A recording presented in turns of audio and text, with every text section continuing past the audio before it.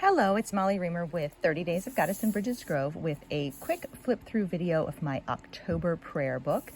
Remember that you can go to 30daysofgoddess.com for everything that you need to get started. There's a 101 page, 30daysofgoddess.com/101 with printables, and then there's monthly practice updates with printables and practices for every month. I'm going to try to keep this pretty fast and simple because I have some other things to do. I actually thought about not making a prayer book flip through for October, but then I thought I would miss having done it. It gives me kind of a sense of closure. I love the 30-day practice because it gives you an opportunity to begin again each month, to recommit, to renew your vows, so to speak, to keep your promises, but also to change things up, to revise what you're doing, to reevaluate. It's an opportunity to reconnect, to recommit, to reevaluate, to all those things. So I have pockets made in the front with the snapshot cards. Again, those are at 30daysofgoddess.com. This month recently I've been creating some new printables for the members of my Goddess Magic community on Patreon. That's patreon.com/goddessmagic. So we're having moving into 2024, we're going to have a goddess of the month for each month of practice. And so I made some specific printables that go with her. So Siege was our goddess for October. And then the printable pack makes one of those oracle card buffets that I have done some other videos about. So you can put your reminder cards in the pocket, and it's kind of a snapshot overview or a grab and go kind of reminder. I find it helpful to move that from page to page in my prayer book and to come back to it, to reaffirm, to recommit, to re-engage with that prayer and the word and the theme repeatedly. It helps me have a physical touchstone. It can be hard to keep in sync, so to speak, and it can be easy to get distracted and to lose our connections. And so I find that having tangible resources, I really find that's what my work with my goddesses is too, is making the divine tangible, giving us something to literally hold on to. And so having something that we can touch and refer to and renew helps us sink into and deepen into what we are exploring instead of just jumping right on to the next thing. So my Aradia card was I had some leftover card packs from Gaia Goddess Gathering where I did this with a large group, and so I saved one for myself for every month in the upcoming year as well as for the last 3 months of this year, so that I could have a card buffet pack. So the little cauldron card is from Ashley Levy of Love and Light School, and then it has a prayer and affirmation and things in there. And so it was fun, like getting a present from my own past self to open that up. And I'm looking forward to engaging with those as the year goes on, though I'm also looking forward to making one that everybody can have without saving them from Gaia Goddess Gathering. So anyway, I said I was going to try to make this quick, and I am. Let me see. Moon Wheel. Put the word of the month in here, the theme. In the Temple of the Ordinary Volume 2 came out in October, and so I made a sticker of its cover to put in there to honor that.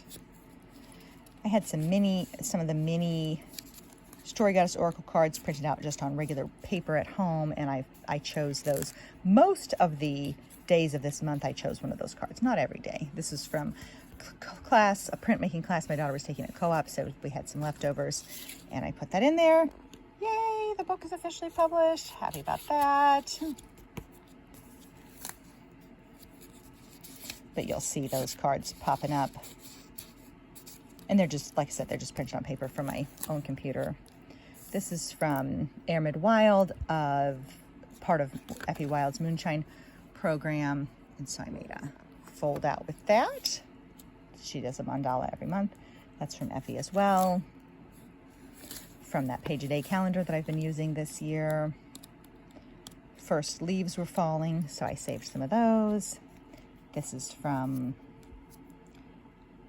Kelly Lincoln, Dancing Goddess Dolls. I've been really having fun. Along with the Oracle card buffet, I've been making little sticker packs, so to speak. They're not really stickers because you have to print them on sticker paper or you have to glue them in, but I call them stickers, these little round sticker packs each month for my Goddess Magic community as well. And I really love them. And I find what I hadn't really realized, I use them kind of like an oracle, but then I glue them in as the month unfolds. And I just recently caught on to the fact that in theory, if I continue doing those, I've been doing 9 for each month, by the end of the year, I will have a full deck of little round oracle cards. So that is kind of exciting to me, like a extra bonus that I didn't even know I was making. So that makes me happy. This is from Moonshine as well. Made it into a fold out. That's a pocket. This was notes that I took during an online circle, I believe, with Women's Spirit Reclamation. Always the pockets, always the pockets. And again, using my little stickers. So you see what I mean about, like, eventually that could be a little round oracle deck. So I've only done it for 3 months so far. I'm working on the 4th month now, but by the end of 2024, I'll have 12 months plus 4 extra. So 16 months of possibilities to make a oracle deck with. So that makes me happy. Glad I thought of it. This background was actually a bag that I had cut up. I was a guest speaker, so there's a picture. The picture's from GGG, but the quote was from my an online presentation that I did for a podcast interview. These cards, I'm working a lot on color your own, what I consider to be kind of a progressive inspiration oracle. So it's not as formalized as the Story Goddess Oracle, but at the end of the year with these two, you could put all the printables together and you'd have an inspiration oracle to draw from. I do like doing them color your own so people can customize them the way they want, and it also makes printing more accessible to people. These are some backgrounds that I think were from Amanda Fall, Phoenix Soul. She gave like art journal kit to her patrons, and so I put that in there. That's from Effie. That's another one of my cards. I do really have fun making those, and though sometimes I have to recognize that I actually have trouble keeping up with all the stuff I make myself. Not only the stuff I make myself, but all the things that I love from other people too. And so sometimes I have to actually take a pause and actually tell myself, stop, slow down, chill out, basically, because if I don't have enough time to keep up with the stuff I've made for myself, then how am I expecting other people to keep up with it? And so that's been something that's a thought that's recurring for me this month. You will hear me talk about it in the December practice video and possibly in the lives that I do every Monday for the Goddess Magic community. But I really have been coming back to the idea and the understanding that, life happens in these life happens 15 minutes at a time. It really happens 1 minute at a time, 1 moment at a time, 1 breath at a time, 1 heartbeat at a time. But in terms of practicality of actually doing something, life happens. This is a sticker that my daughter Elena designed. So that's pretty cool. It's got a nice rainbow effect.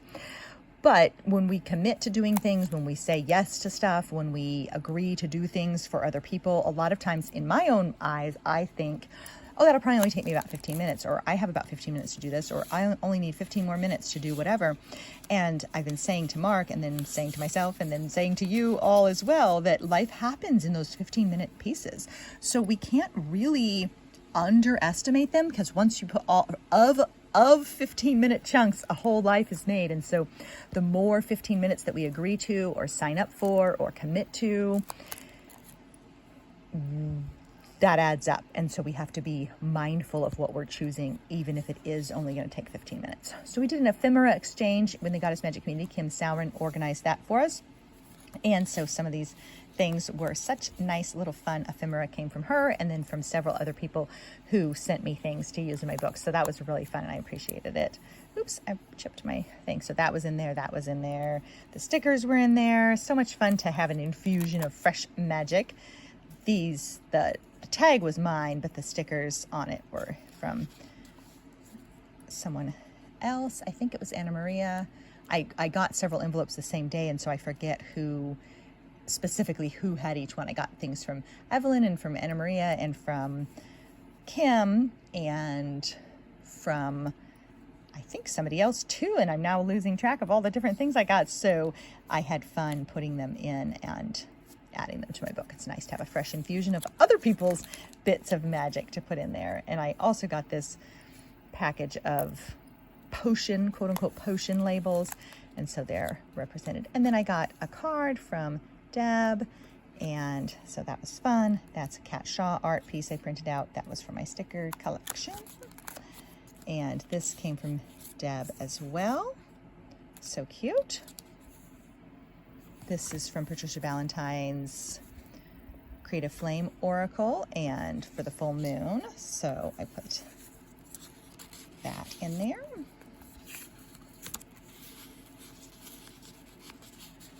And I do feel a nice sensation of completion or transition in making this video. This was a sweet card that came from Saray from our community, and so that was nice to receive. And it has the tiniest little, most cutest paper doll inside. I was so enchanted by that. Stickers that I gave away to kids on Halloween. Making an appearance in here. I got some tempera stick paint sticks. And so that was pretty fun. I've been using those. And then this is a sticker too. This was tissue paper from one of my mom's centerpieces for a Halloween party. And she got it somewhere else, actually. She used it for her Halloween party. She passed it on to me. I used it as a background. The sticker was another thing that I gave away to at a Halloween party to the kids. And then it was Tanner's 9th birthday. So went ahead and popped a picture of us together. My little pumpkin turning 9, getting pretty big. And this was from Kelly Lincoln of Dancing Goddesses again. And there's our family Halloween costumes represented, and me in my Halloween costume. And, oh, looks like I didn't put a mood in for that day. Oh well, moving right along.